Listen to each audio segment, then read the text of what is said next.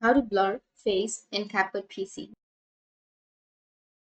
So if you want to blur the face in CapCut PC, then first you need to open up your CapCut application. Once you open, go for the create project, and you just need to go for import, and you need to select a video or an image in which you would like to blur the face. So for example, I'll be choosing this one.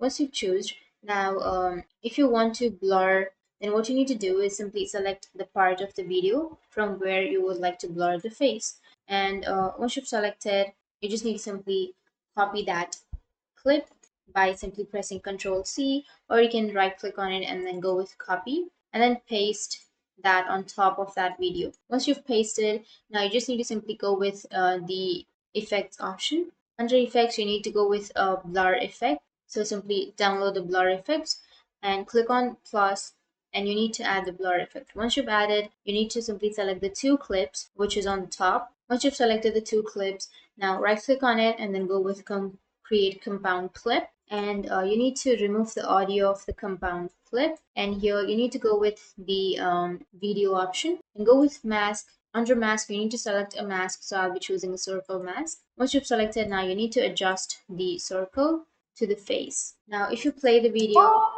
then you can see that your face has been blurred.